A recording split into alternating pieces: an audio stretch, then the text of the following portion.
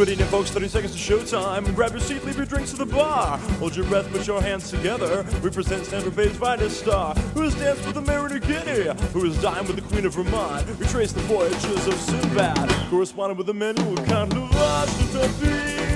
C'est pas la même chose que la vache qui rit. La vache est fort, mon ami. And hello, everybody.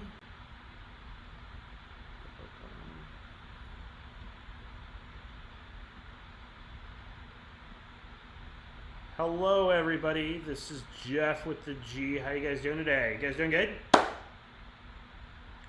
Who I got right here is the Master of Illusion, and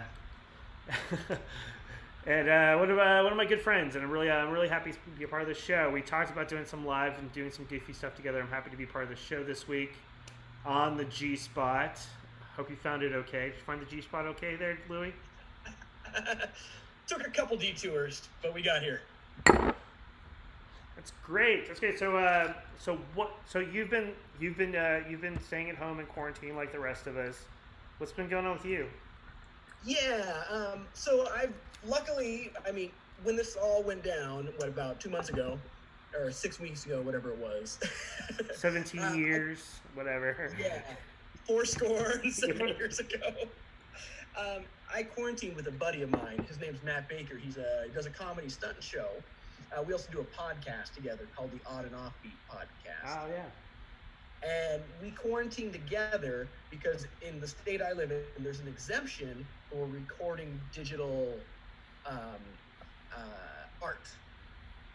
So basically, him and his partner, and then me and my family, we essentially that's it. We're essentially quarantining as two families. Yeah. Well, I guess that's good. It's just been me and a dog, so. Yeah, no, we got a dog here too, but it's more than me and the dog.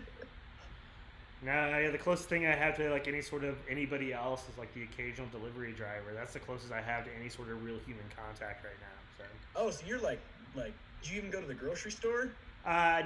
Right now, Austin's, we've got mask orders right now, and while they're technically not enforceable, I'm also not the asshole, and I can't really wear anything really covering my mouth for any real length of time, and so if it's more than like 3 or 4 minutes, I can't breathe, and so I don't go anywhere. Okay. But the best I go with is I do maybe some drive-through, or I'll do like curbside, but otherwise... No, I'll walk around with the dog in my neighborhood, like my little, like I have a huge apartment complex I live in, and so I see people, but it's like, all right, cool, at least 6 feet away.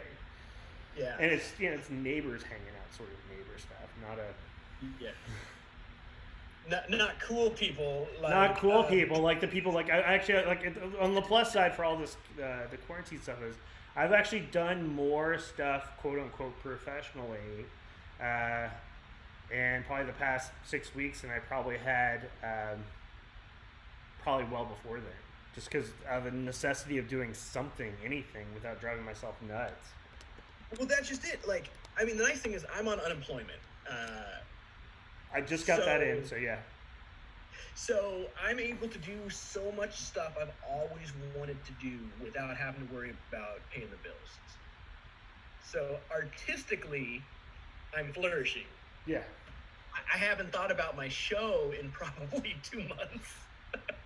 Since we were together, my last show was in New Orleans. Oh, yeah. 2 months ago.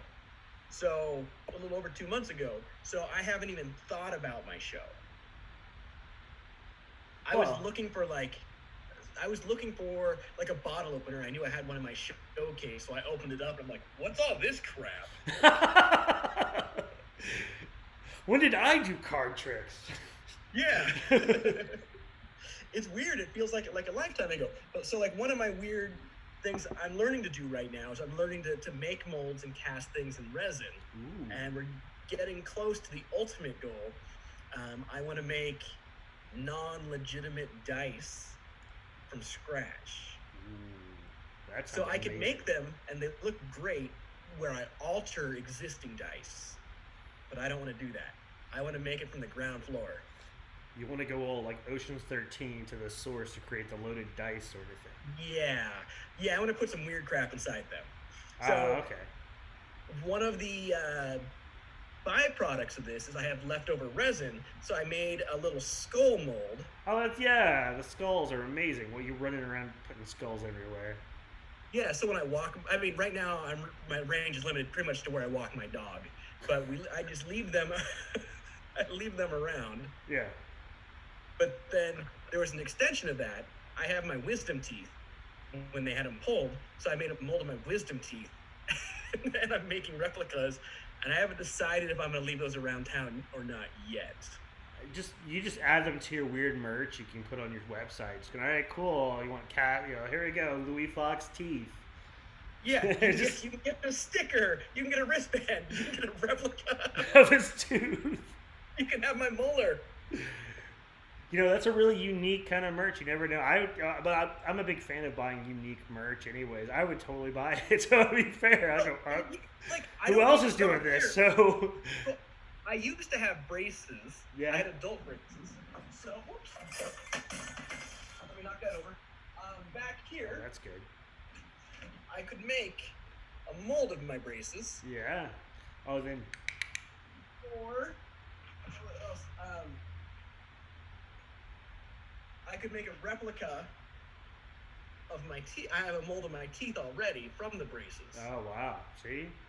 It's just what you gotta do is you gotta figure out a routine that involves teeth, so that way you can justify the merch. Yeah. Well, I've got some stupid ideas that use teeth. Let me clean up my mess that I just made. Pardon me.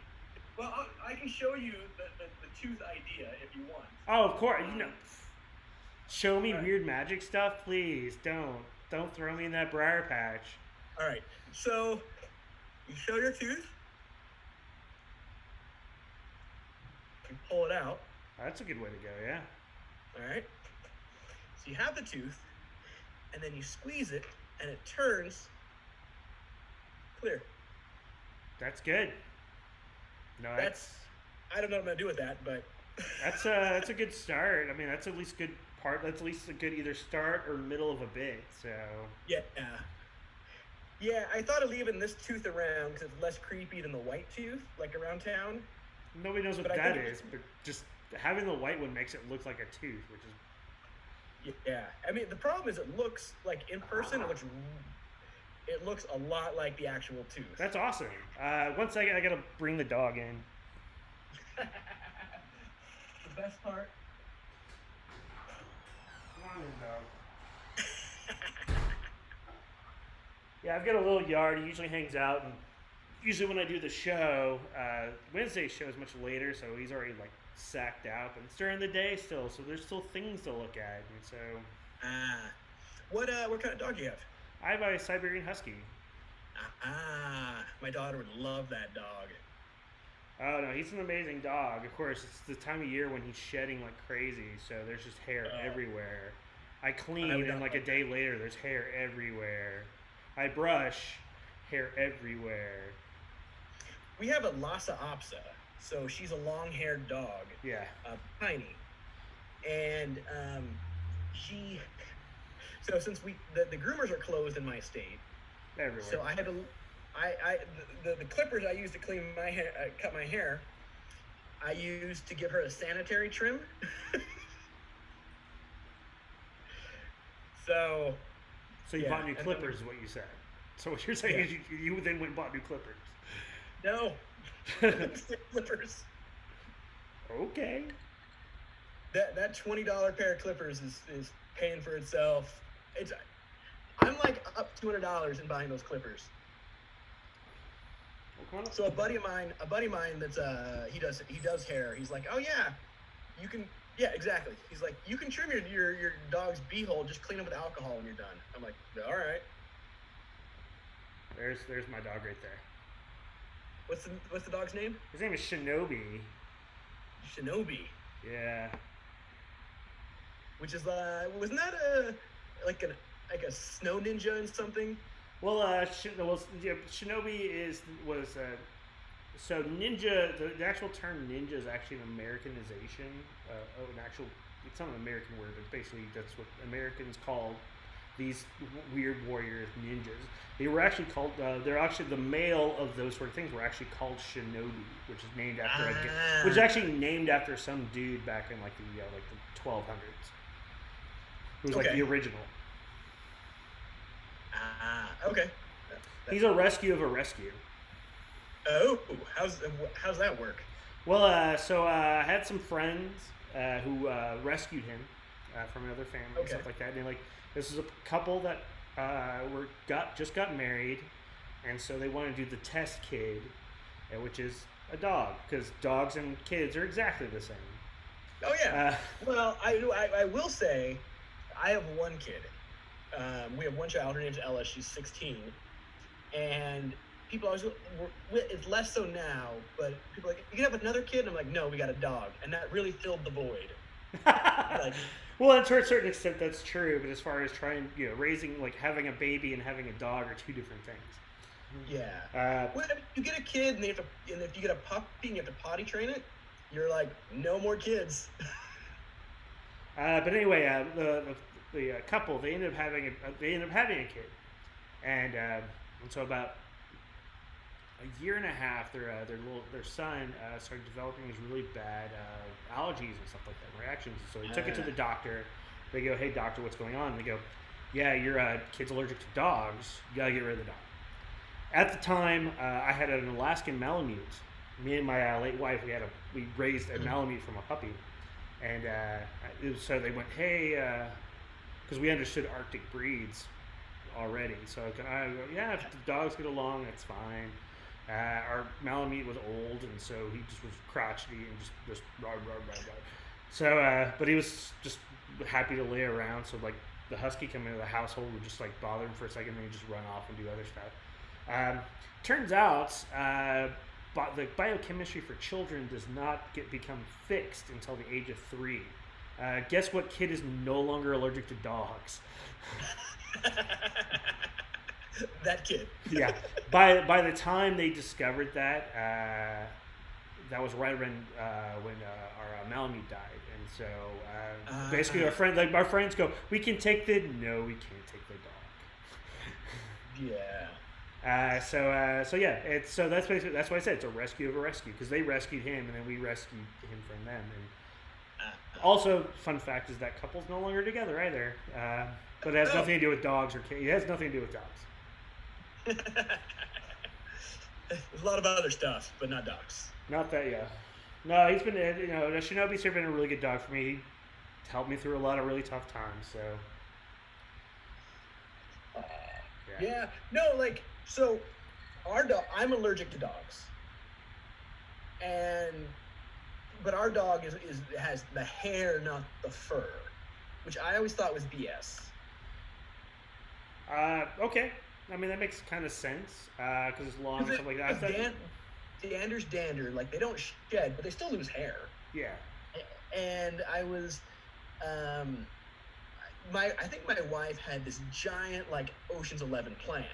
So I went to Pahrump to hang out with a buddy of mine who's a whip maker, and I wasn't going to stay over. I was going to drive back to LA, because I was like working in LA or something. So I drive over, and then next thing I know, me and Paul and at the time his girlfriend were just drinking, and I'm like, I can't drive home. And they had their dog Nico is a little, I don't know what kind of dog it is, but it had hair, not fur. So I'm like, I text my wife, I'm like, I'm staying over. Like, I can't drive home, or can't drive back to the hotel, 4 hours away. So first thing next morning, my wife's like, "So, were you itchy?" How was your? I'm like, "No," and she's like, "Great, we've got a dog." And I'm like, "What?" So I think she conspired with them to make this happen, but they had like a line on a dog already, and then I came home and we had a dog. It's going to be really interesting at some point. I'll probably have a chance to meet your wife. We're going to have really interesting conversations, I'm sure. Yeah, it's funny because she doesn't like She doesn't go to a lot of performer stuff. Yeah. She hates being on stage, yet that's where I met her. It happens. Yeah. She was, I was in a show where I was intentionally doing bad, trying to do bad. And she's the person I brought on stage to help me.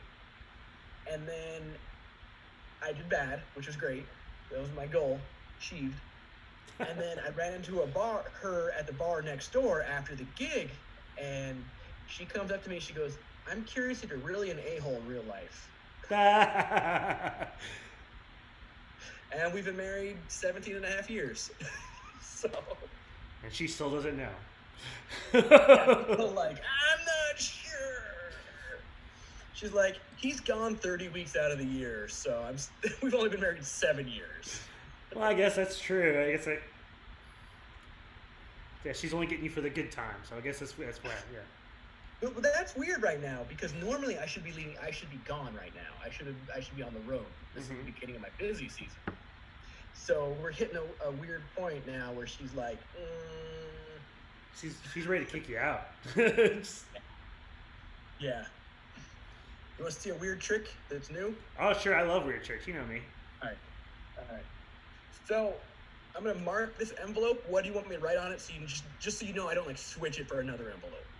Let's make it easy. We'll just put a nice big G on there. Should be fine. That'll work. I see G? it. G. All right. There you go. Okay, there you go. G. All right. All right. So, in this hand, pretend I have a bunch of coins. Okay. All right. If you look at them, I've got a penny, I've got a nickel, a dime, a quarter, a $50, and a silver dollar. Okay.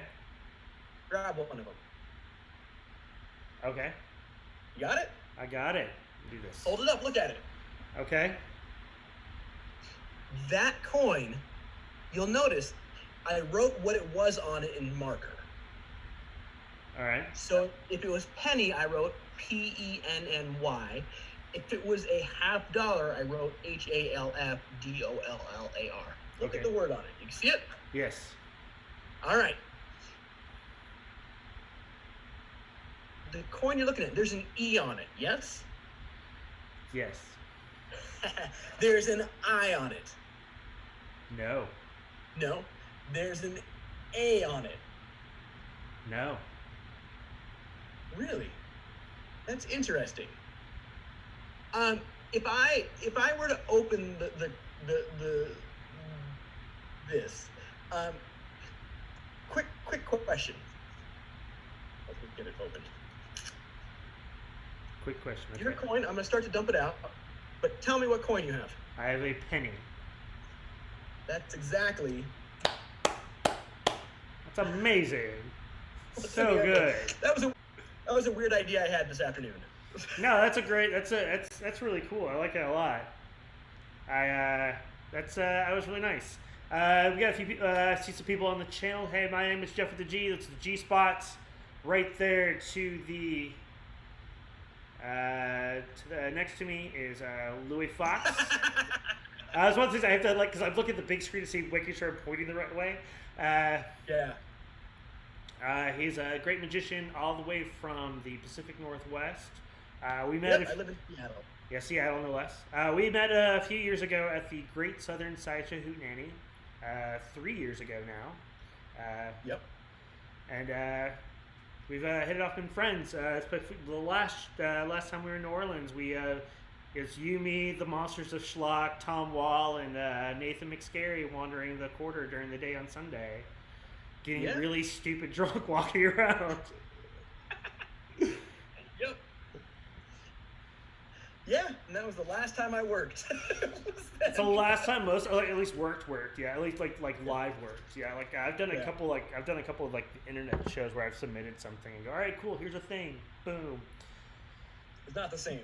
No, it's not. I mean, that's the biggest adapting for me doing this sort of stuff is I didn't realize when like doing hosting gigs and just telling my little dumb jokes in between stuff, how much like crowd energy you kind of need because you don't know whether stuff's landing or not. You have to go. Yeah. So now it's me just going, I'm just gonna make myself laugh, and so if I think it's funny, it's how I'm gonna have to make it work for now. So I can't base on. So That's like just anything the I thing. do, I just make jokes I like. So So for virtual shows, a buddy and I have built a theater. The guy I'm quarantining with yeah. have built a theater in his garage. Okay. So we produce each other's show. So having a live producer in the room adds energy because we laugh. Because now, when you're there, your job is to crack the other guy up. That's exactly what I would be doing. To be fair, yeah, that's fair. Yeah. You know, that's and so it adds a fun energy versus you just doing something and it's just going out and bouncing against a wall. Yeah, I mean the plus side for the slight plus as far as doing Twitch, at least there's a potential of people reacting, but some people have this passively in the background. I mean, we've got a few people on the thing. I'm pretty sure we're past the background. You guys are able to be on the chat if you have any questions, or with Mr. Louie Foxx about magic and stuff, or with me about magic and stuff, because I do a little bit of magic too. I'm not nearly his level, but I do some dumb. Basically, I know enough where I can get free drinks in bars. That's basically what I know. I'm dying. This is my coffee shop trick I can't do. Oh yeah, because you can't. I love when I travel. Yeah. I go to coffee shops and I pay with $2 bills. Okay. And I can't do it because how many of these kids baristas don't know what a $2 bill is? Oh, I know. It's insane. So Thomas Jefferson on the $2 bill, he popularized ice cream. Yeah. But I always have to explain the $2 bill. It's actually just 2 ones. Ooh, that's good. That's really good. I made sure I swapped it over to make sure you're on the big screen to do it all. So that's really good. But that's like a trick I do just for fun around, and I don't get to do it. Yeah, no, I like stuff I do other than mouse traps, because I do mouse trap tricks too to get free drinks. I do that more for bartenders, but then I'll do things. The tongue. Yeah, and because I can chug drinks with it. Yeah.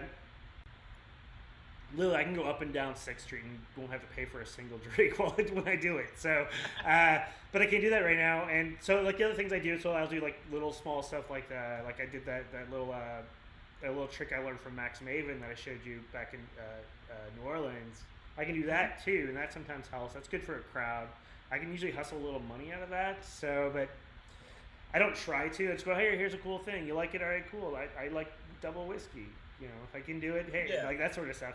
Because I'm trying to keep it light and easy, and people are willing to give up drinks. There may not always money, but they're always willing to give up drinks. So I always like that. So yeah, I have a buddy that's like the king of the bar drink magic.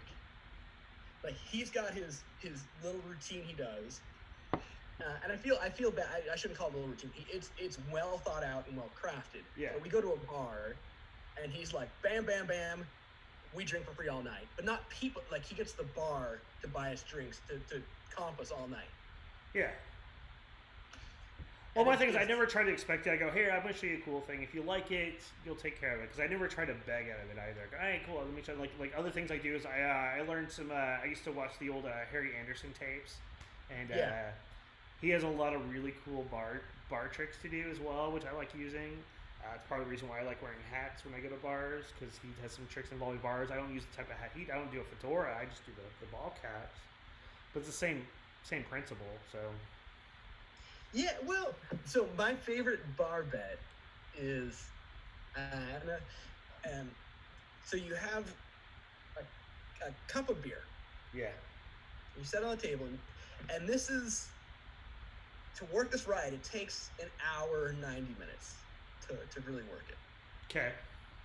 But you have a cup of beer, and you set it on the table, and the bet is, I'm gonna walk out that door, and when I walk back in, that cup will be empty. None of you can touch it. Okay. Right? So it's not like Larry's gonna drink it. I'm gonna walk out the door. When I walk back in, it will be empty. All right. So I read this in a book written by a guy named Ken Brook, he ran a magic shop like in the 60s in England. Okay. However, a buddy of mine who lives in Austin, his name is Nick Lewin, hasn't heard of this. I'm not familiar. And It's a bar trick I'm not familiar with. So not a lot of people are, which is great. But here's the thing: it has to build, and you have to just sell it. So you have to sell it and sell it and sell it. So do you want to know the blow off? I would love the blow off. I want to know it so that way I can use it later. So because I've had people. Usually when I do this, people are like, I know it's gonna be stupid, but it's worth the pitcher of beer to figure out how you're gonna do it. yeah. No, I'm on board. That's like it's not like you're in Seattle, I'm here in Austin. It's not like we're gonna intercede each other for this bar trick. So here's what it is. All right. You're like, none of you can drink it, none of you can touch it. Just me. I'm gonna walk out that door. You know what? We're gonna do it. All right. I'm gonna switch you over. Actually, I don't think my camera will work, so we can't do it. So you can't see what's gonna happen. Okay. The angle's wrong. So what you do is you walk out the door. You sit outside for maybe 45 seconds, maybe a minute, and then you crawl back in. Yeah. Reach up, grab it, drink it, crawl back out, and then walk back in. Ah, that's good. Yeah, I like that. Yeah. But the key is you emphasize. People are like, you're gonna go out the door. You're like, no, I'm gonna walk out the door. Yeah. That's good. It is an amazing bar bet. No, that's my favorite. It's like Harry Anderson did the thing where he goes, all right, here's my shot. I go, here we go. I put like, I think it's like a shot and or a glass or something like that. Depends on what you want to be Puts drinking. the beer under the hat. The hat, yes, that's the bit. And so I usually do shots because I can do it with a ball cap. Yeah. And it's my favorite. But I even go so far where I do the shot with a $5 bill underneath.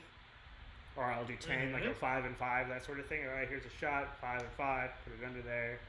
I'll do the whole thing. Like, all right, cool, it's done. They go, no, it's not. I go, sure, it's done. And I'll just sit there. I'll order a different drink. I go, all right, cool, I'll just order another drink, and I'll just let it sit. It's there was one time I did it. It sat for like 15 minutes. Well, that's the key to these stupid bar bets. Is you have to let them marinate. That's what I said. That's the idea. So I just went, all right, it's already done, but I'll go ahead and order another drink. It's fine. I don't care. I mean, I'm a professional drinker. Yeah. A whiskey company pays me to drink at bars, so. Yeah, no, but that's the key. You got to put the bet on simmer and let it just simmer for a little bit. Oh yeah, and they're also going, there's a trick. I go, I mean, it's done. I mean, you can check if you want. Yeah. Well, and eventually somebody will just go, I can't take it anymore. They'll pick it up because of the thing like that. And they go, it's still there. And I go, yep. I didn't touch it though. Just scoop that money up quick. Depending on how the people are, sometimes I use the money to buy them a drink too. It just depends. If they're assholes, and no, that's good. Thank you for the money. Check out. Well, I was performing in a town, Montpelier, Idaho, which is in the middle of nowhere. That's Idaho. Everything's in the middle of nowhere. Yeah. So I get to the hotel and I'm like, hey, is there a bar in this town? They go, yeah, it's room 302. I'm like, what? So you go to room 302 and it's like a hotel room with like the bed up against the wall and like there's just a dude like, hey, what can I make you? What? So I go to the one like one town over that has an actual bar. And one of the guys I did the bet I just explained to, who bought me a pitcher of beer, his name is Riddick, like the movie. Oh yeah. And he buys me a pitcher of beer and he goes, so I'd already done a day of shows. So this town is known for, it was the last bank that Butch Cassidy robbed before he died. Oh wow, okay. And so I had a bunch of jokes about this in my pre-show. So he buys me the pitcher of beer and he goes, hey, I heard you make fun of Butch Cassidy. I own the Butch Cassidy Museum. This is like a big Russian dude. And I'm like, He's like, I'm going to come to your show tomorrow. We'll see. So he's there with his wife and his kid, and he sees the show, and the whole show, he is just stone-faced. And I'm like, oh, crap. So I do the jokes, and then he comes up to me afterwards, looks me dead in the eye, and he's like, I like the jokes. That's hysterical. I was like, I'm about to get punched out for making fun of his museum. That's hysterical. Let's see. So I've got Louie Foxx here, right here on the G spot. If you look right above his head, actually has his website, which is www.louiefoxx.com. Or you can also do Facebook, which is the facebook.com/Louie Foxx Show, to keep track of all his stuff that's going on, which is mostly his house. But he's actually got some really cool stuff going on. I want to talk about, because as we've already made evidence, I'm an amateur magician and mentalist and stuff like that. Actually, I can't even say that. I've done tricks for money, so technically I am professional. There you go. For the 3 things I've done on stage involving mentalism and magic. But I'm a big fan of a website that you have tricks on called hocuspocus.com. He actually has 10 tricks available to buy, including a really cool one that he did on my Devil's Hour show, which was really great. Oh, the shell game. Yeah, the shell game, which is amazing. You also taught variations of that at the Hootenanny as well, which is really cool. Yes. So I collect shell game sets. So if you look behind all of the stuff that's not the Funkos over here, this is a huge shell game collection right here. And actually, I'm going to switch to the close-up cam real quick. All right, go ahead, do so. Yeah, there we go. I collect shell games. This is a set that was made in the 1940s by a company called Davenport's Magic out of England. Okay. And it uses a cork, that's a wine cork, and 3 little cups. All right? You got this. All right. So the cork goes under cup number 2. This just showed up in the mail today, so we'll see if I can do this. All right. Cork, cup number 2. Yes. Watch close. All right. Oops. Don't look there. Where is it? Cup 1, 2, or 3? Well, it should be 3. No. There it is. There we go. Okay. All right, we'll do it again. That's Cup fine. number 1. I see it in 1. Yes. Watch close. All right. What's the guess? I would think 2. You would But think 2. yeah. And you know what? It's easy to spot because that's a giant cork. That's good. I like that. Yeah. No, that's amazing. No, I'm a big fan of it. Several years, I don't know, probably about 6 or 7 years ago when I was still living in Houston, the Museum of Natural Sciences actually did a whole huge exhibit just on magic. And like the first room you walked into, all it was filled with like cup and ball sets. Mm-hmm. Like dozens. Apparently there's a big collector in Houston that collects cup and ball sets. Is it I don't remember his Bill... name. You can say whatever name, I don't remember. It was like a weird thing, like at the time, because with me, like, it was a place I was like going anyways, and so that year, the 2 big main exhibit halls for the museum one was magic, and one was like I think the royal jewelry or something like that. And so it's like really kind of that thing where me and my late wife went to, and we both had the exhibits we wanted to see. Yeah. And so I go, oh, cool, the magic. And they had some guy who's doing magic. He goes, yeah, it's like kid magic. I don't care. I love watching magic. I mean, if it's good, I don't care. That's how I am. Yeah, like, so I don't just if it as long as you're entertaining, I don't care if I so what I know what you're doing. It doesn't matter. It's like how you do it is what makes it worthwhile. It's like, why do you watch a movie you've watched 10,000 times? Because I like the movie. And so I love magic, and so I watched it. He was really good. I think it was like his 6th show for the day, so it's kind of worn out, but it was still good. He was still solid. Everything was tight. And it was just an amazing exhibit. He had a bunch of like Houdini's milk cans, all that other stuff. It was just really fascinating. Yeah. And so it was just really it was just really interesting. The fact is, like, when I walked in, like, the first thing we saw was like, I don't know, like 30 different cup and ball sets from some dude in Houston who has a cup and ball museum or room or something. It was like weird. I was just going, I did not know this existed here. Yeah, it's crazy, like the collections people have of stuff. Oh yeah. What was really sad? I was in Vegas back in January because I wanted to go to Vegas. And so one of the places I went into was like they had like a magic. There's a like down just off of Old Vegas. There's a whole shopping center. It's made out of like big huge shipping containers. Oh, the container, yeah. It's got the praying mantis that brings fire. Oh yeah, it's an amazing place. And in place, things I have there. First off, there's a really great tattoo shop there. That's where I got my really cool tattoo here. Nice. Oh, it's amazing. So yeah, shout out to Beans who did the tattoo work. I can't wait when everything clears up because I'm probably gonna go back and get some more stuff done. Also, Stranger Main's Curio Shop is there, which is like a oddity shop run by old school like sideshow people. That's cool. Shout out to them too because I bought my giant ring from them. And which giant ring do you have? I have Jack Earl, man, the Texas Giant. Here, look at it.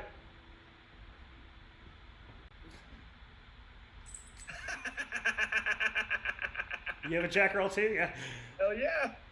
Well, yeah, he had like 5 or 6 of them. He goes, hey, which one do you want? I go, I just saw the giant rings because I wanted to be, because I'm a tourist to a certain extent, but I like finding weird stuff and not just the regular kind of I was here sort of stuff. I was gonna buy the what happens in Vegas sort of stuff, and I bought. That's one of the things I bought. I go, oh, you got giant rings. Which one do you want? I go, dude, Texas Giant, Jack Earl, and Texas done. Yeah. And so I had a really great time talking to them. I just ordered a shirt from them to help them out because it's one of those. I am also on the unemployment, and they're paying me a lot, because of the whole extra money stuff. I go, I have more money than I probably would, so I've been spreading the love to all my friends and stuff like that, buying stuff. Yeah, it's pretty ridiculous how it all. Oh, so that's my chupacabra. Oh. Yep. Yeah. But yeah, that's the thing. Is like I'm trying to spread the love too. That's basically what I've been doing. Like anything I make, like if I make like because I have my tipping information, where everybody can see right there above me. Any money that get made off of that goes straight to like I go, all right, cool. So-and-so's got a shirt I'm going to buy, or I'm going to do this sort of thing. Or whatever, a sticker. Sticker, yeah. I got a sticker from the Stray Cat Sideshow recently because they started their thing called the Hellovation Church. And I just went, Hellovation Church, that just sounds awesome. I'm going to buy a sticker of that. I like my things. I like merch is kind of weird and interesting. Not necessarily always shirts, although I always wear a shirt or a hat. But I go, all right, you got a weird sticker. I got dressed up for you, but my you got teeth, agent, so. My agent recently so my agent like in November, she's like, do you know all your clothes are merch? I'm like, they're my cool friends. That's how it works. It's usually like anytime like for the Devil's Hour, I go, all right, cool, I got somebody who I know I have merch for. I'm gonna wear the thing. So yeah. I think. Well, it's like I could wear a T-shirt, or I could wear your T-shirt. That's that's like actually this Wednesday will be the first. I actually got I have a Devil's Hour T-shirt now. I just got it in the mail, so I'm gonna wear it on Wednesday to go. Hey, see, it's from Threadless, and so like basically it's a print on demand place, so I don't even have to worry about having stock. I just go, just order it there. I don't have to hold on anything. I mean, I've still got Trash Fire shirts I sold. I got elsewhere, but which I'm happy to sell, by the way. Contact me up there. I still have some Trash Fire Sideshow shirts, stickers, excess mouse traps I can sign for you. I can also get toe tags as well. We do. We do toe tags. Like Chris Broken is part of the Trash Fire Sideshow. He works for a funeral home. So he has toe tags. Wow. See, I have. So when we do live shows, we also did for $15 you get a T-shirt, a sticker, and a toe tag. For $20, we'll sign everything. I have this is a crematorium tag. Ooh, that's nice. So you that goes in with the body, and then that's how they match it up. But That's cool that you got toe tags. Oh yeah. I'm into that.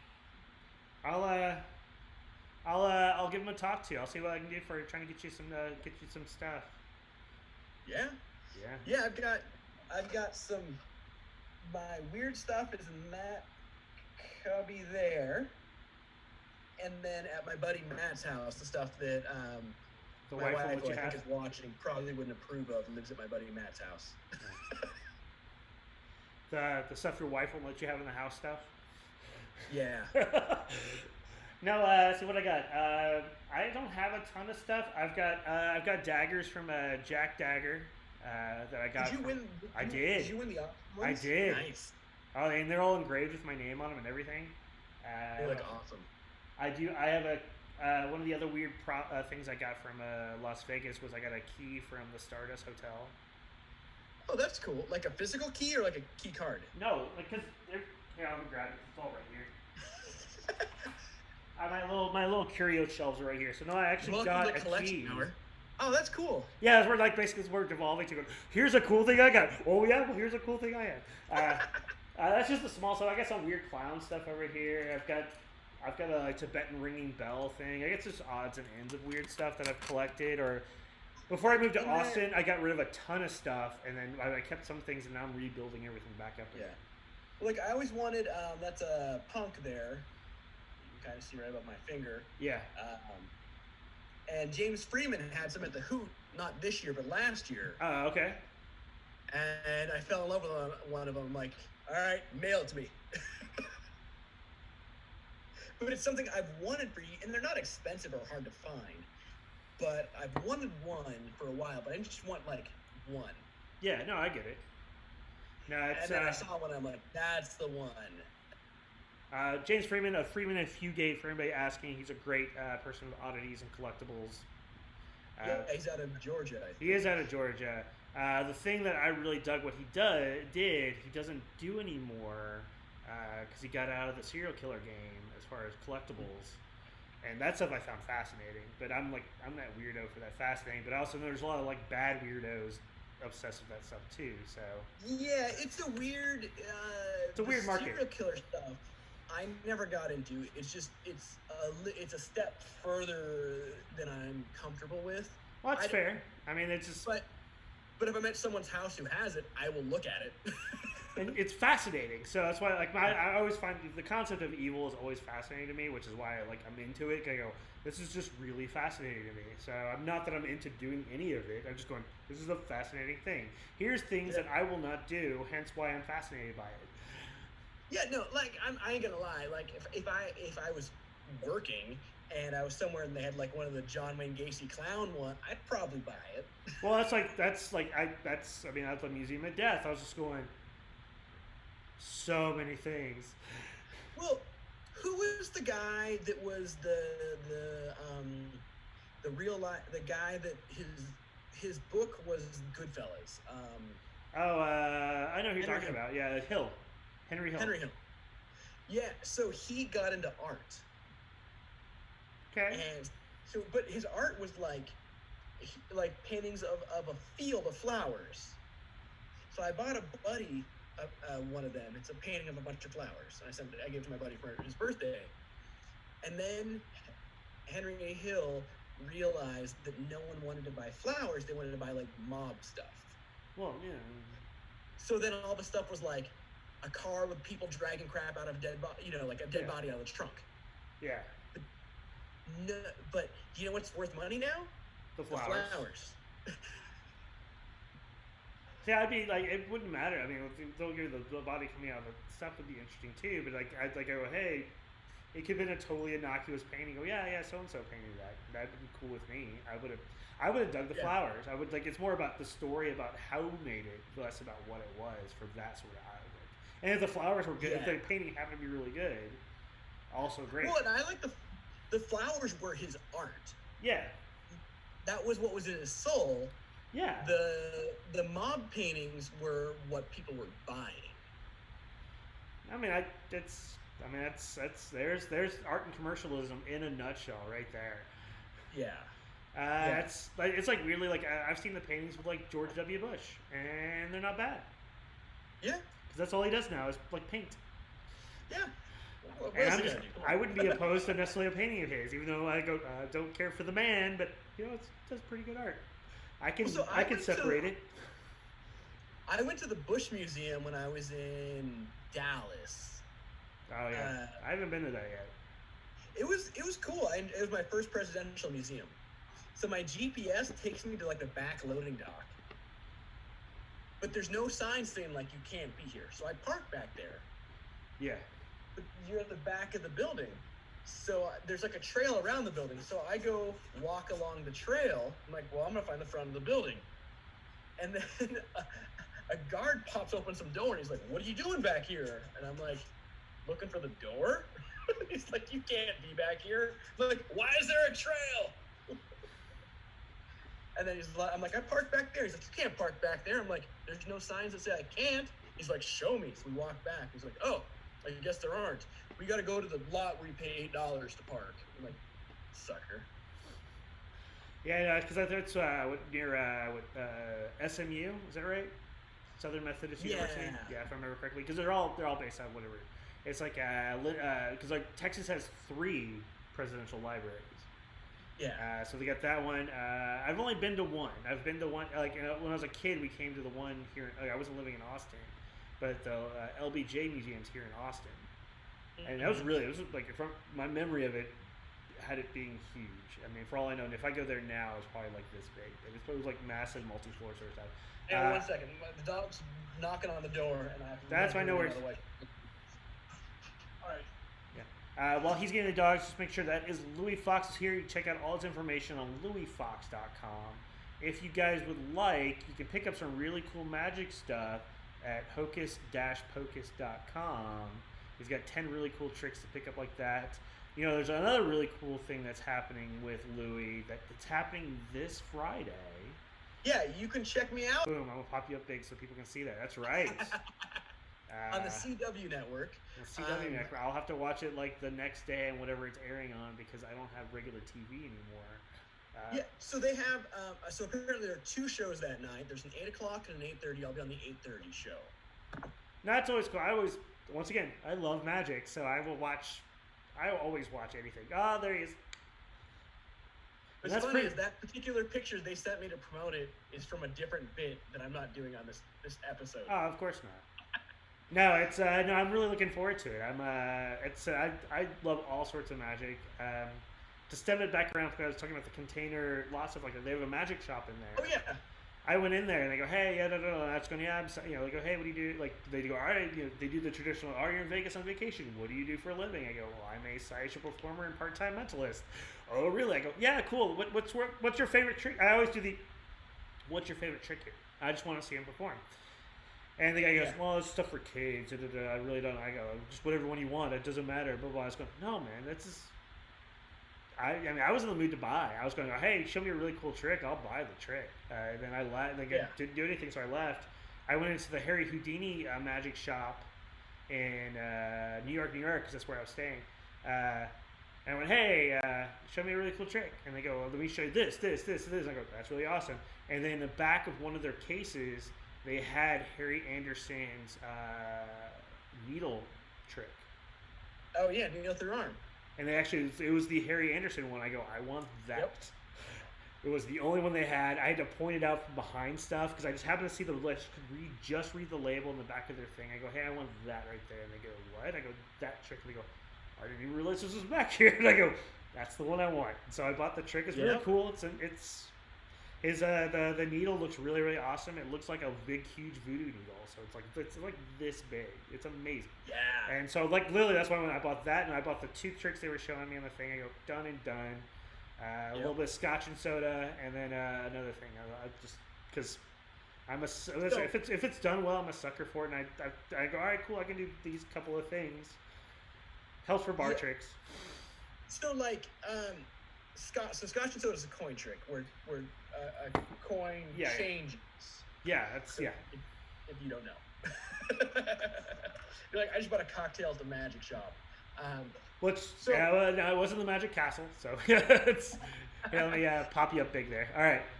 Here's a dope. So it's weird. I've been creating weird magic tricks that have weird conditions that only a magician would appreciate while I've been stuck at home. Yeah. So it uses a penny. All right. So in the Scotch and soda trick, they use a Mexican coin or a British penny, and that changes into a different coin. Yeah. So if you watch the penny, it changes into two silver dollars. That's good. Watch. If I take one, you watch it close, it disappears. Ooh, that's good. Here, we'll do it again. Watch it close. Yeah. Oh, all right. So if you watch the two, Okay. let me get them. I'm trying to change the reflection so it's not. There you go. All right. If you watch the two, if I rub them, they turn clear. Oh, that's good. That's nice and clean there. Yeah, I mean, so it's like I'm creating all this weird stuff that is designed for camera. I couldn't do that in a live show. Which is, I mean, that's the way it looks like, at least for the next few months, even once everything relaxes, it's going to be at least probably the end of summer before. Yeah. At least, like me, I can kind of fake some stuff a little bit, because, like, the smaller bar show stuff, I can probably, at some places I can probably get away with, but for something like for somebody like you, it's not like you're going to get booked for any big corporate gigs probably for a while, I would assume. Well, so there's a lot of these Zoom corporate lunches. Yeah, well, you can do that. Around. Yeah, but you'd be doing stuff like that versus like if you can't like show up and go, all right. Yeah, but the hard thing now is like over Zoom. If I'm doing a Zoom show, you can't. If you just do your show, it doesn't work. Yeah. It doesn't play. Like, so here's a trick I used to do in my show. All right, Geoff, you have a drawing app. Yes. Open it up. Okay, I've got it opened up. You on that? Yeah. Oh, real quick, there's a piece of paper taped to the wall behind me. Okay, I can barely see it, but yes. Good, doesn't matter. All right, I'm gonna blindfold myself. Now, normally in my show, I'd have someone just like wrap my head in duct tape or whatever. Okay. So on the drawing app, you have a couple options of colors, right? Yes. I don't want you to use the same color twice. So I can't see. We're gonna blindfold me with a paper bag, okay? Okay. Pick a color. I did. Okay. Click on it. Okay. Have you done that? I did. All right. And I want you now. I don't want you to use black because we have an outline in black, correct? Okay. Yeah. So you have a color? I do. All right, and I'm going to ask you a question. All right. I'm going to want you to kind of change the color. So you are going to pick a different color. All right? Okay. Have you done that? I have picked a different color.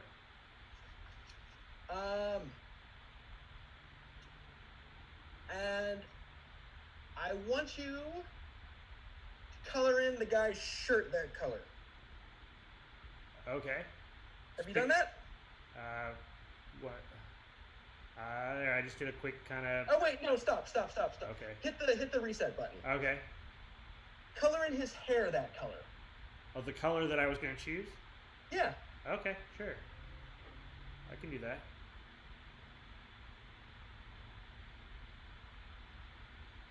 Okay. All right, pick another color. Okay. Click on it. I did. Color in his shirt that color. Okay. I'm just doing quick squiggles to progress time. All right. Yeah, okay. Pick another color. All right. Color in his shoes that color. Okay. Have you done that? Yes. All right, pick another color. Okay. Color in his pants that color. Okay. All right. Squiggles, people can understand as far as the coloring. So, yeah, okay. All right. Yeah.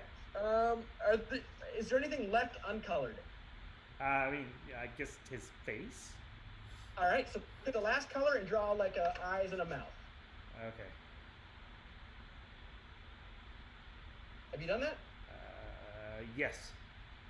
All right, perfect. All right, so I can't see what you've drawn. I want you to describe, like, what color are the shoes? The shoes are red, What color are the pants?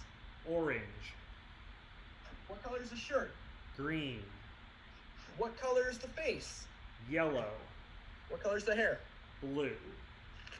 So, I colored in a guy earlier today. 1 second. I'm just doing that real quick. I'm showing that to the group, so it's what I color, so I'm not faking everybody out there. All right. What? That is so good. Red shoes, orange pants, green shirt, yellow face, blue hair. That's amazing, man. Oh, that's so good. So we're just about out of time, believe it or not. I mean, we can hang out afterwards, but I have to move it over to the next show. Emma Dilemma is coming on right after me, and she's doing a thing called Stitch and Bitch. So she's going to be working on sewing while just talking to people about stuff. It's pretty cool. But if you guys need to get a hold of Louie Foxx, you can go to louiefoxx.com or facebook.com/Louie Foxx Show.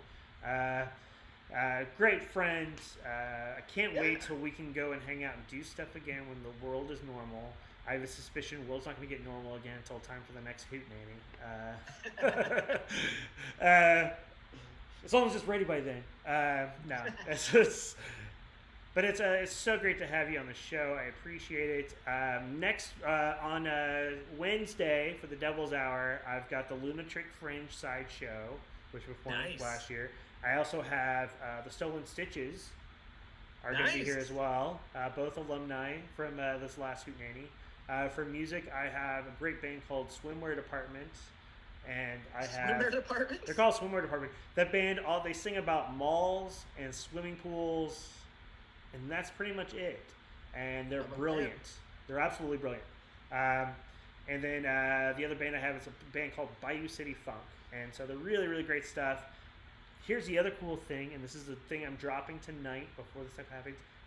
Me and I kind of chatted about this before the show started, but I'm making sure people are aware. On Wednesday, we're doing a world premiere of a thing called the Sideshow Pass the Card. It's very similar to the thing like Pass the Brush. But we have a bunch of sideshow performers who are going to be passing a card around and doing stunts and stuff like that. It's going to be really cool. We have 18 different performers doing a really cool bit that I'm premiering live Wednesday, 10 p.m., right here on Cabin Fever live stream. Make sure you follow, make sure you subscribe to keep track of that sort of stuff. Thank you so much for coming to be a part of this, Louie. I really appreciate it. I had a blast. Great hanging out. It's cool. And you guys have a good night, and stay tuned for Emma Dilemma.